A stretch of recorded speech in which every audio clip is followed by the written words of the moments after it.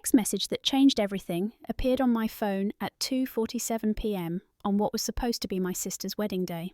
It was from my mother, and it contained just 4 words and a photo that would haunt me forever. "You destroyed us, Ellie."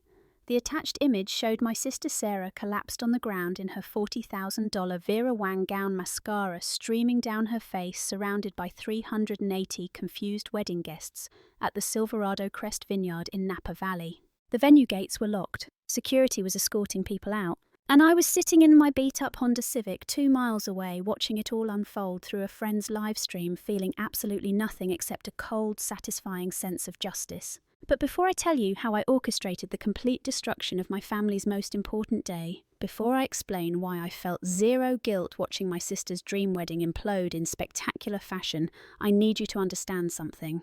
This isn't a story about revenge. Well, it is, but it's also a story about survival. About what happens when the people who are supposed to love you decide you're worth less than the money in your bank account. If you've ever felt invisible in your own family, if you've ever been the one everyone turns to when they need something but forgets when it's time to celebrate, then you'll understand exactly why I did what I did. So hit that like button, subscribe if you want to hear more stories about standing up for yourself, and drop a comment telling me if you think I went too far, because honestly, I'm still processing whether I should feel guilty or proud. Let me take you back to the beginning, back when I still believed family meant something. 3 years ago, I had everything. I was the chief financial officer at a mid-sized tech company in Silicon Valley, pulling in $260,000 a year plus stock options that were actually worth something. I had a corner office with a view of the bay. I had respect. I had a husband, a beautiful home in Palo Alto, and a family that I thought loved me. I was the golden child, the one who made it the daughter who was supposed to make everyone proud. My parents, Richard and Vivian Vance, loved to show me off at their country club events. "This is our daughter, Ellie. She's a CFO in Silicon Valley," my mother would say, her voice dripping with practiced humility that barely concealed her pride. My father would clap me on the shoulder and talk about how his business acumen had clearly been passed down through the genes. But here's the thing about being the successful one in a family that values success above all else. You become a resource, not a person. You become a wallet with legs and ATM that occasionally needs emotional maintenance to keep dispensing cash. My younger sister Sarah was 26, beautiful in that effortless way that some people just are, and completely directionless. She'd dropped out of college twice, bounced between jobs in fashion marketing and something vague she called creative consulting, and somehow never managed to pay rent on time despite living in a modest apartment that I was secretly subsidizing. Not that anyone acknowledged that. When I paid for her apartment, it was just what sisters did. When I covered her credit card debt, it was because I had extra money lying around. When I sent her to Hawaii first class with my parents for their anniversary trip, it was barely mentioned at the dinner table afterward. Meanwhile, my parents treated my career like it was some kind of cute hobby I'd eventually outgrow. My father, Richard, was the vice president at a commercial real estate firm, the kind of old-school businessman who believed that handshakes and golf games mattered more than spreadsheets and quarterly reports. He never quite understood what I did, and I don't think he tried very hard. Office work, he'd call it dismissively, as if managing a $50 million budget was equivalent to filing paperwork. My mother Vivian was a social climber who measured success in country club memberships and charity gala invitations. To her, my job was valuable only insofar as it funded the lifestyle she wanted to maintain. I should have seen the warning signs. I should have noticed how they only called when they needed something, how they'd cancel dinner plans with me if something better came up, but expected me to drop everything when they needed a loan. How they'd introduce Sarah to their friends as still finding herself with an indulgent smile, but introduce me as very busy with work, with a slight edge of disapproval, as if my 60-hour weeks were a personal failing rather than the reason they could afford their mortgage. But I didn't see it, or maybe I saw it and told myself it was normal, that this was just how families worked, that love sometimes looked like being useful.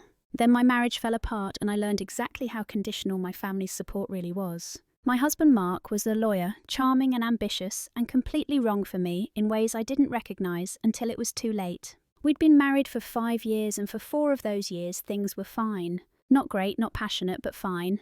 Comfortable.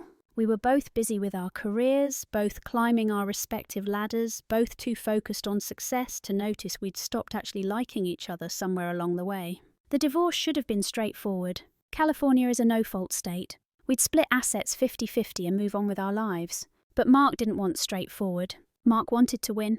His lawyer, a vicious piece of work named Gerald Chen, who'd made a career out of destroying people in family court, came after me with accusations that made my blood run cold. Embezzlement, misappropriation of company funds, financial fraud. None of it was true, not a single word. But the accusations alone were enough to trigger an investigation at my company, enough to get me put on administrative leave, enough to make my name toxic in an industry that valued reputation above almost everything else. And here's where it gets truly ugly. Because Gerald Chen didn't come up with those accusations on his own. He had help. He had detailed financial records from my father's files. He had emails I'd sent to my dad about work stress that were taken wildly out of context. He had a narrative that my own father had helped construct, painting me as a desperate woman who'd gotten in over her head and started stealing to maintain a lifestyle I couldn't afford. Why would my father do this? I didn't understand it at first. But then I pieced it together from fragments of overheard phone conversations and carefully worded comments from my mother. Richard was up for a major promotion, a partnership position that would put him in the top tier of his firm. But the firm was old-fashioned conservative, and they did extensive background checks on partners and their families. A daughter accused of embezzlement, even if the charges never stuck, would be a liability. An embarrassment, a stain on the family name that could cost him everything he'd worked for. So he made a choice. He chose his career over his daughter. He threw me to the wolves to protect his own reputation. The investigation cleared me eventually. There was no evidence because there was no crime, but the damage was done. My company let me go anyway, citing concerns about judgment and workplace conduct, which is corporate speak for, you're technically innocent but you made us look bad and we can't trust you anymore. I lost my job. I lost my savings fighting the divorce and the investigation. I lost my home when I couldn't make the mortgage payments. And I lost my husband, who walked away with half of everything in the settlement and a smug smile that said he'd gotten exactly what he wanted. I ended up working night shifts at a big box store I'll call Mega Mart, because that was the only place that would hire me with a financial fraud investigation on my record, cleared or not. I wore a blue vest and stocked shelves from 11 p.m. to 7 a.m. and tried not to think about how far I'd fallen. I'd gone from corner offices to fluorescent aisles in the span of 6 months. And my family, they disappeared. Not literally. They still existed. They still lived in their nice house in the Napa Valley. My father still went to work. My mother still attended her charity luncheons. Sarah still posted carefully curated Instagram photos of her supposedly perfect life. But for me, they might as well have been ghosts. No one called to check on me. No one offered to help. No one even acknowledged what had happened. Until they needed something, of course. It was a Tuesday night when my phone rang during my dinner break at Mega Mart. I was eating a sad sandwich in my car parked in the employee lot when I saw Sarah's name flash across the screen. I almost didn't answer. We hadn't spoken in 6 months, not since I'd asked her for help finding a place to stay, and she'd said she was dealing with her own stuff and couldn't get involved in my situation. But curiosity won out. Ellie! Her voice was thick with tears, trembling with what sounded like genuine emotion. Oh my God, Ellie, I'm so sorry. I know we haven't talked. I know I should have been there for you. I was scared, okay? Mum and Dad said it would be better if I kept my distance until everything got sorted out, and I was stupid, and I listened to them, and I'm so sorry. I said nothing.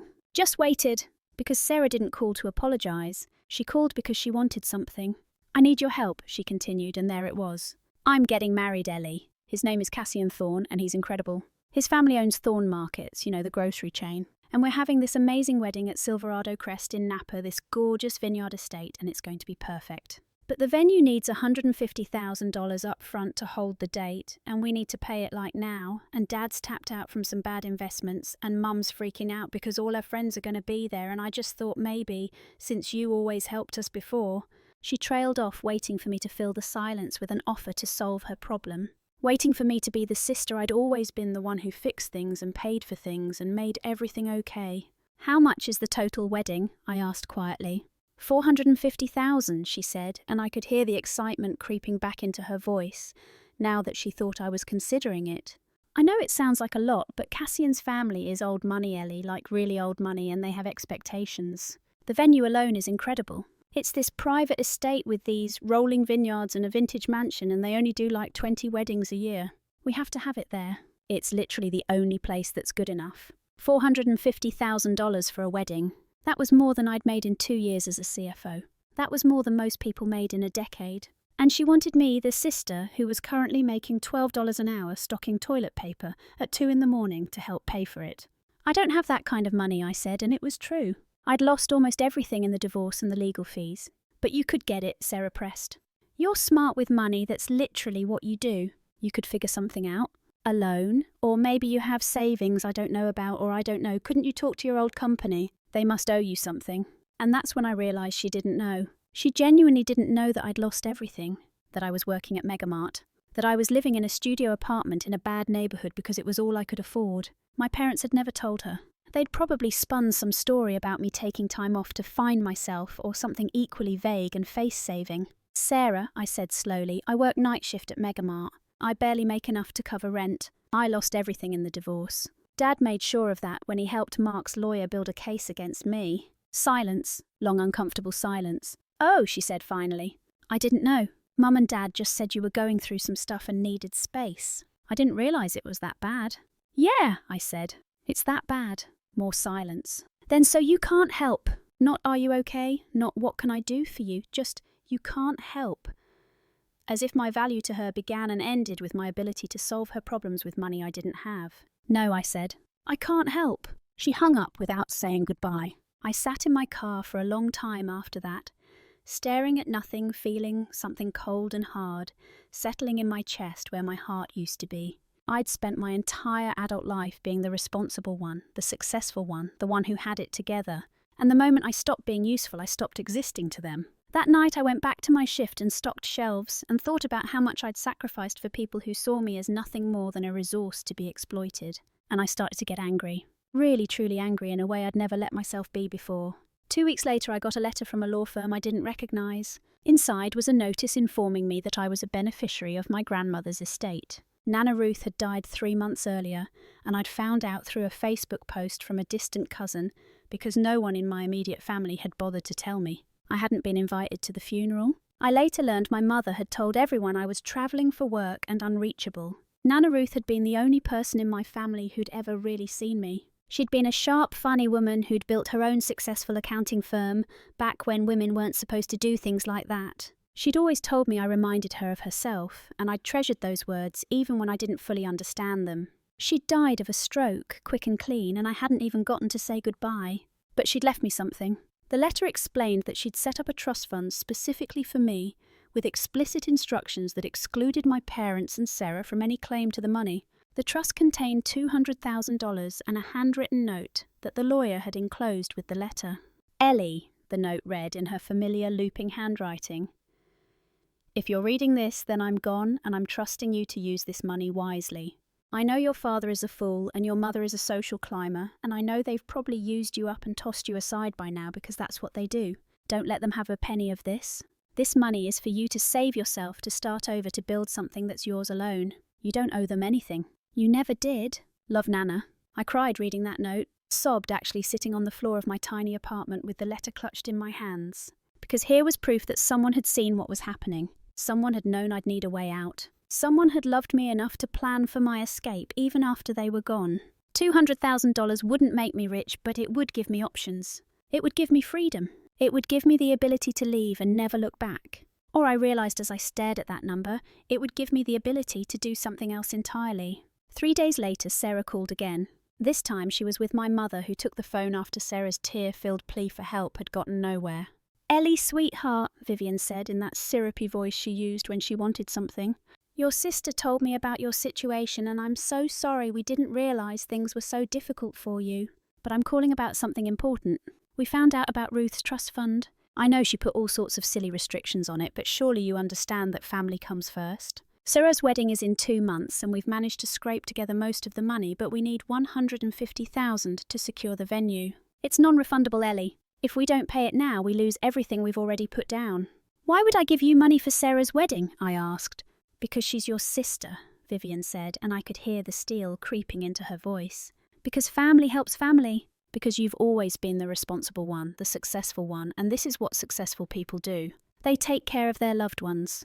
Like Dad took care of me when he helped Mark's lawyer destroy my career, I asked quietly. Silence. Then that was complicated, Ellie. Your father was put in a very difficult position. He had to think about the whole family, not just you. And you were cleared of everything, so I don't see why you're still holding a grudge. A grudge. She called it a grudge. I'm working at Megamart stocking shelves at 2 in the morning because of what he did, I said. I lost everything, and none of you cared. None of you even called. We didn't want to interfere, Vivian said defensively. We thought you needed space to sort things out on your own. But that's all in the past now. This is about moving forward. This is about being there for your sister on the most important day of her life. And suddenly I understood. This wasn't an apology.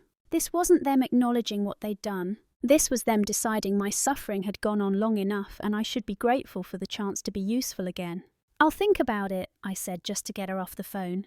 Think quickly, Vivian said. The venue needs an answer by Friday. I hung up and immediately called a lawyer. Not a big firm lawyer, not someone flashy, but a friend of a friend who specialised in contracts and did work for small businesses and individuals who needed someone smart and thorough. Her name was Izzy Chen. No relation to the Gerald Chen who'd helped destroy my life, and she had a reputation for being creative with legal structures.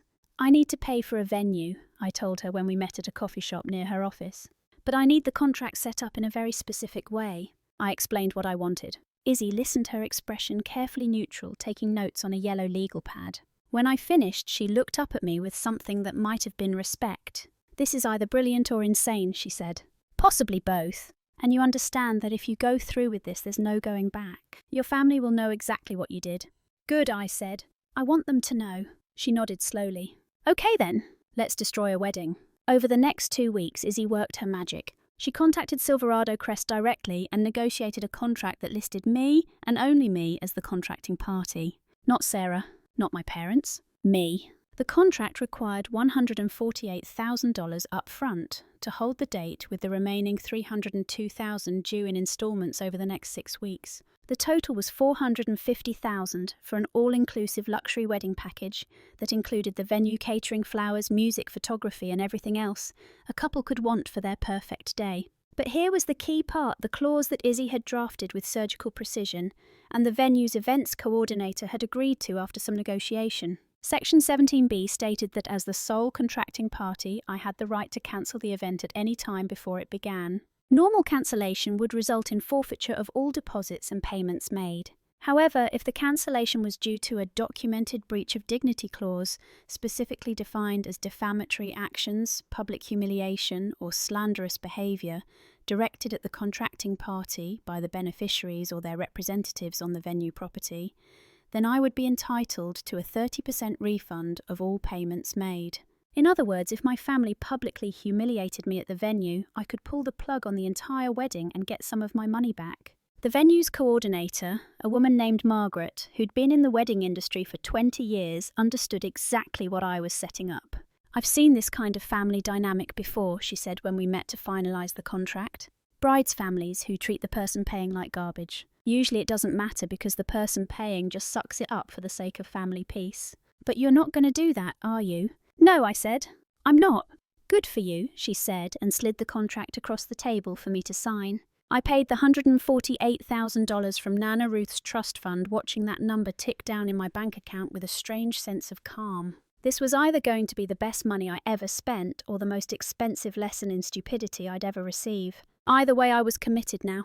I called my mother that evening and told her I'd secured the venue. She squealed with delight, immediately launching into plans and details, and how grateful Sarah was going to be. I let her talk, making occasional agreeable sounds, and didn't mention that I was the sole person on the contract. I figured they'd find out eventually, and when they did, they'd just assume I'd done it to make things simpler. The next 6 weeks were a masterclass in being taken for granted. Now that I'd paid for the venue, everyone seemed to think I'd be paying for everything else too. Sarah sent me links to her registry with helpful notes about which items she really wanted. My mother called with questions about whether I'd be contributing to the florals.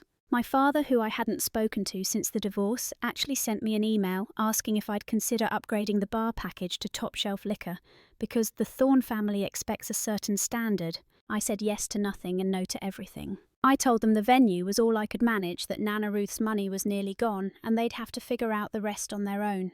This caused some tension, some snippy comments about how I was being selfish after all they'd done for me, but eventually they accepted it and found other sources of funding. My father took out a loan. My mother sold some jewellery. Cassian's family contributed. The wedding would happen with or without my additional help.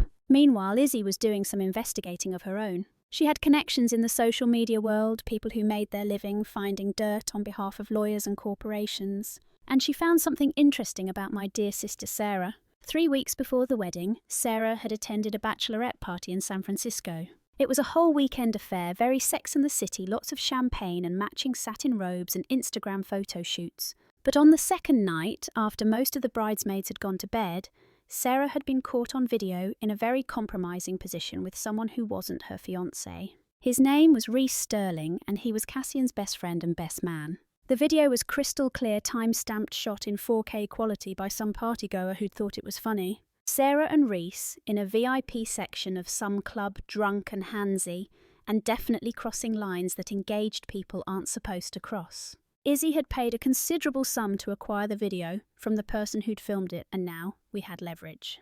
"Are you going to use it?" Izzy asked when she showed me the footage. I watched it once, feeling nothing but a distant sort of vindication. Sarah, the perfect princess, wasn't so perfect after all. "Not yet," I said. "I want them to think they've won first." The weeks before the wedding were filled with increasingly frantic phone calls about details that didn't involve me. My mother called to inform me, not ask, that I wouldn't be in any of the wedding photos because Sarah felt my presence would be too distracting given the circumstances of my current employment. I wasn't invited to the rehearsal dinner. My name wasn't on the wedding website. I was being systematically erased from the event I'd paid for, and they expected me to just accept it. "Are you okay with this?" Izzy asked when I told her about the latest round of exclusions. "I'm counting on it," I said. 2 days before the wedding, I called my mother and told her I wanted to attend after all. That I'd thought about it and realised how important family was, and I didn't want to miss Sarah's big day just because we'd had some disagreements. I could practically hear Vivian's panic through the phone. "Oh," she said carefully. "Well, that's very sweet, honey, but the seating arrangements are all finalised and we really can't make changes at this point. And to be honest, Ellie, given everything that's happened, given your current situation, we're worried about how it might look. The Thorne family is a very traditional, very image-conscious. Having someone there who's working retail after being investigated for financial crimes, even though you were cleared, it just sends the wrong message. Surely you understand?" "I understand perfectly," I said. "I'll stay home." "Thank you for being so understanding," she said, relief flooding her voice. "This is really best for everyone."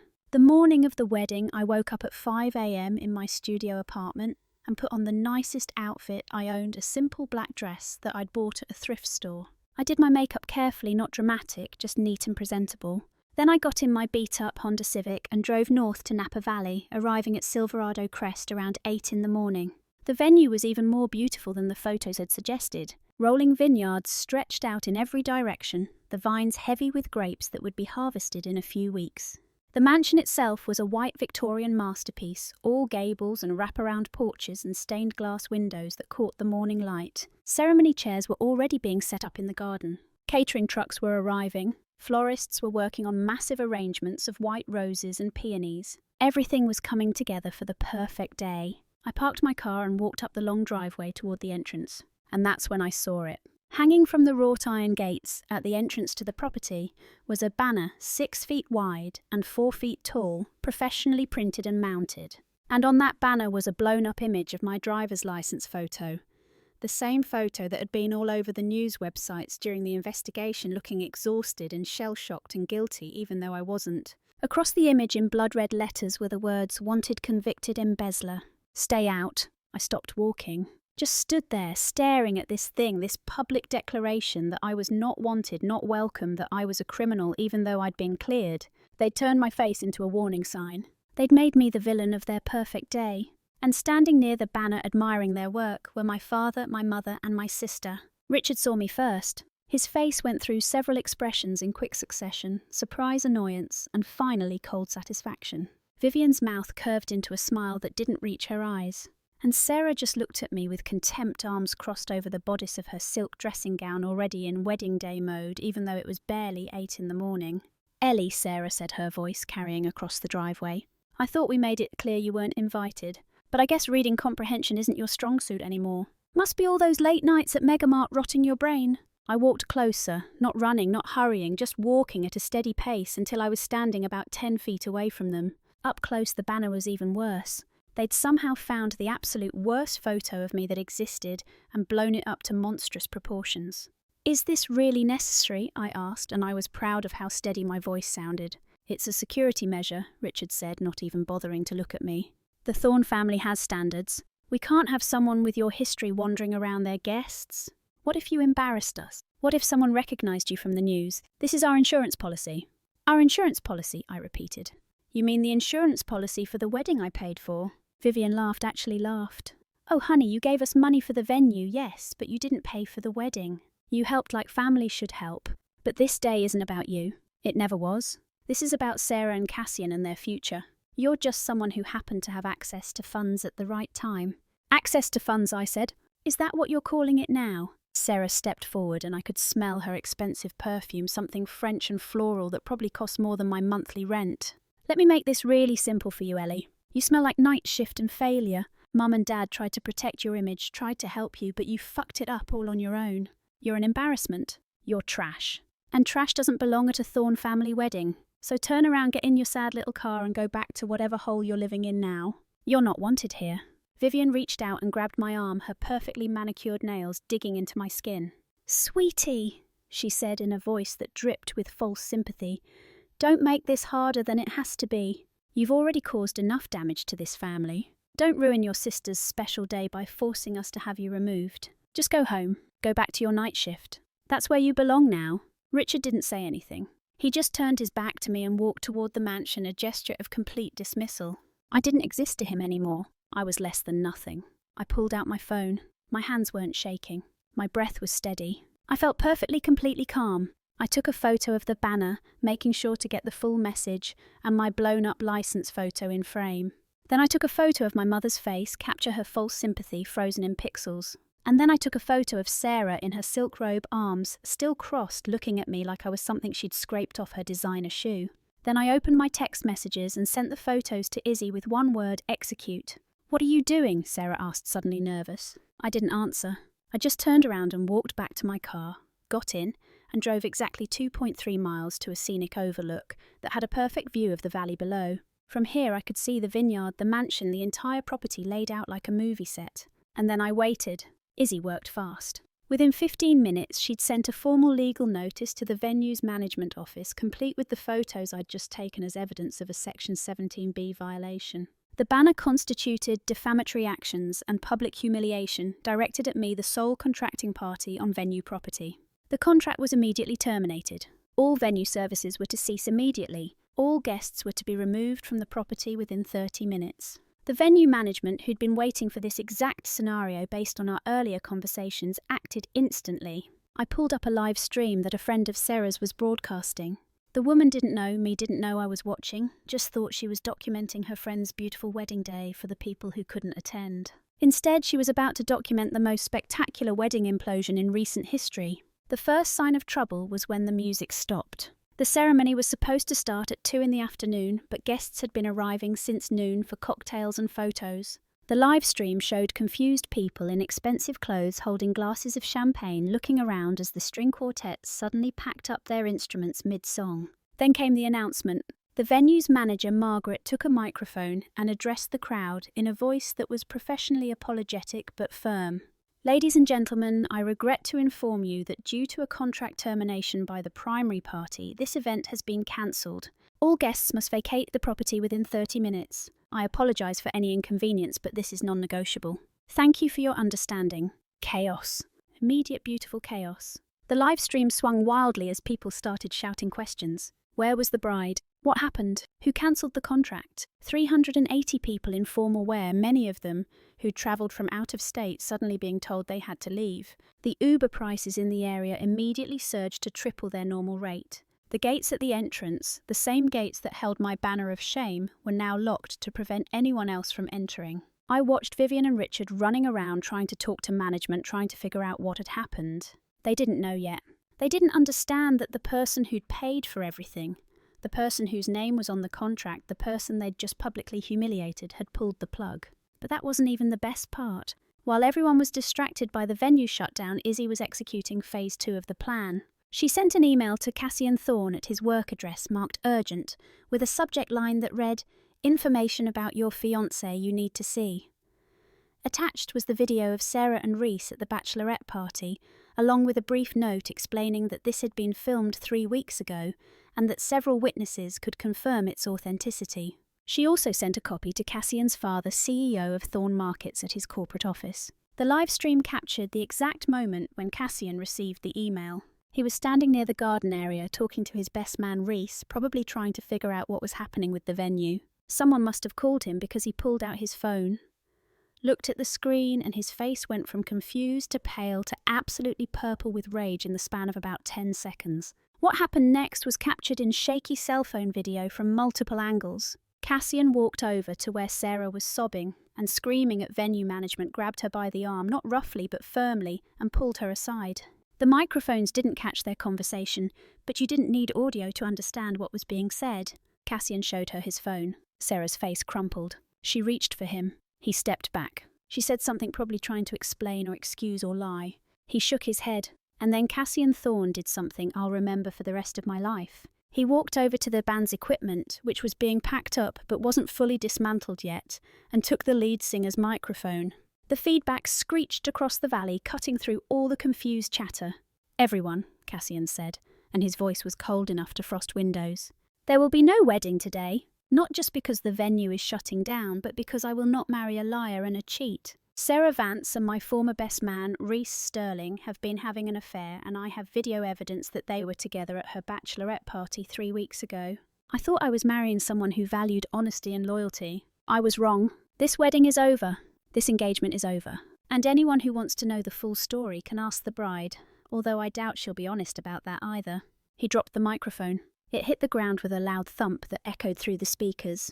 Then he pulled the 5-carat engagement ring off Sarah's finger, walked over to the edge of the vineyard where the Cabernet Sauvignon grapes were growing in neat rows, and threw the ring as far as he could into the vines. Without another word, he got into his Tesla and drove away, leaving his ex-fiancée sobbing in the dirt in her silk dressing gown, while 380 people watched and filmed it on their phones. The live stream went on for another 20 minutes, capturing Sarah's complete breakdown, my parents' frantic attempts at damage control, and the steady exodus of guests who couldn't believe what they'd just witnessed. Someone found the banner at the gate and posted photos of it online, with captions wondering why the family had made such a vicious sign about someone. It took about 40 minutes for people to connect the dots, for someone to realise that Vance on the contract and Ellie, who'd been banned from the wedding, were the same person, and that the person who'd paid for this entire circus had pulled the plug after being publicly humiliated. My phone started ringing. My mother, my father, Sarah, the venue manager. Random numbers I didn't recognise, probably wedding guests or members of the Thorne family. I let them all go to voicemail. Finally, Vivian's voice came through and I could hear her crying in a way I'd never heard before. "Ellie, baby, please. Please open the gates. Please tell them to let everyone back in. I'm on my knees begging the manager right now. She won't listen. She says you're the only one who can change this. We lost everything. The Thornes hate us. Everyone saw what happened. Please, please, I know we made mistakes, but you're our daughter. You wouldn't really do this to us, would you?" I let the voicemail end. Then Sarah called and her message was different. Pure rage, pure venom. "You fucking psychopath. You destroyed my life. You ruined everything. You're nothing but a Megamart trash failure, and you couldn't stand to see me happy, so you sabotaged me. I hope you die alone and miserable, you worthless piece of shit. You're dead to me. Dead." I waited until she ran out of breath, until the screaming turned to gasping sobs, until the message cut off because she'd exceeded the time limit. Then I called her back. She answered on the first ring. "Ellie." "Hi, Sarah," I said calmly. "Did you like the banner?" "What?" "The banner. The one calling me a convicted embezzler at the entrance to your wedding. The one with my face blown up like a wanted poster. Did you like it? Are you proud of it?" Silence. Then quietly, "You did this because of a banner." "No," I said. "I did this because you've treated me like garbage for years, because you used me for money and then threw me away when I wasn't useful anymore, because you let Dad destroy my career to protect his own, because you called me trash and told me I smelled like failure, because you're a liar and a cheat who was planning to marry someone while fucking his best friend." The banner was just the final piece of evidence I needed to trigger Section 17B of the venue contract. "But the banner, that was just you showing your true colours one last time." "You're insane," she whispered. "You're actually insane." "Maybe," I said. "Or maybe I'm just done being your ATM. You wanted to know what trash smells like, Sarah? Now you know. It smells like a cancelled wedding. It smells like a broken engagement. It smells like 380 people watching you get exposed as a cheater in front of everyone you've ever wanted to impress. That's what trash smells like. Enjoy it? I hung up. Then I blocked her number, blocked my mother's number, blocked my father's number, blocked everyone associated with my old life. And then I drove north on Highway 1, watching the ocean appear on my left as the road wound along the coast. I didn't look back. Not once. The aftermath was everything I'd hoped for and nothing I'd expected. The venue kept 70% of the money I'd paid, about $103,000, because that was the penalty for cancellation even under Section 17B. But that was fine. That money had bought me something more valuable than a party. It had bought me justice.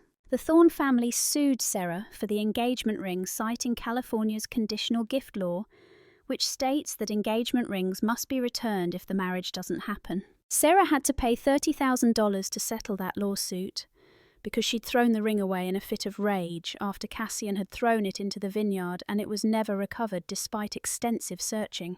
Cassian's father, not a man known for forgiveness, made it very clear that the Thorne family wanted nothing to do with the Vances ever again. My father lost several business connections who were friends with the Thornes. My mother was quietly uninvited from several social organisations that overlapped with Thorne family circles. The financial pressure became too much. Richard and Vivian had taken out a $60,000 loan to cover wedding expenses beyond the venue money they'd planned to recoup through wedding gifts from the Thorne family's extensive network. But there was no wedding, so there were no gifts. They couldn't make the loan payments and had to sell their house in Napa Valley. The last I heard, they'd moved to Fresno to live near Vivian's sister, a significant step down from the country club lifestyle they'd worked so hard to maintain. Sarah couldn't find work. Her social media presence, which she'd carefully curated to show her perfect life, became a liability when the wedding video went viral. Potential employers Googled her name and found the story of the bride who'd cheated on her fiancé with his best friend and then had her wedding spectacularly imploded. She eventually moved in with my parents in Fresno. As for me, I moved to Seattle 3 weeks after the wedding. Izzy had used her connections to help me get my name cleared more formally, to reach out to people in the tech industry who understood that the investigation had been baseless. She helped me rebuild my professional reputation. And 6 months after the wedding, I got a job offer as Director of Global Operations for a major logistics company, a position that paid more than my old CFO role and came with actual respect. I rented a gorgeous apartment in downtown Seattle with floor-to-ceiling windows overlooking Elliott Bay. I bought new furniture. I hung exactly one photograph on the walls, me and Nana Ruth at my college graduation, both of us smiling, her hand on my shoulder. I looked at that photo every morning and remembered that she'd known. She'd known I'd need an escape and she'd given it to me. The final text message came from my mother 6 months after the wedding. It was from a number I didn't recognise, probably a new phone after they'd downgraded their plan. Ellie, we have nothing left. Your father is sick. He needs help. You're our only hope.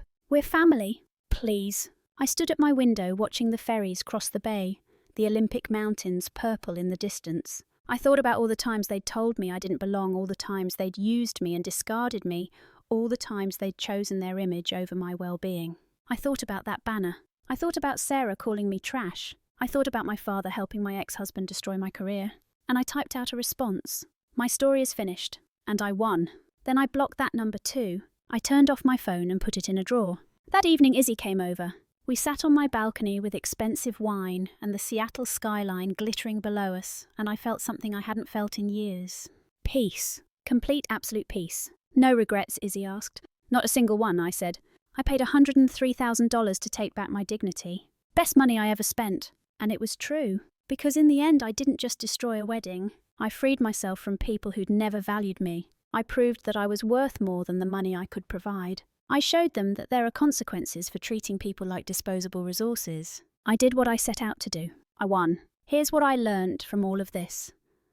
Sometimes the people who hurt us most are the ones we're supposed to love. Sometimes healing means burning bridges and watching them collapse behind you. Sometimes the only way to save yourself is to stop trying to save everyone else.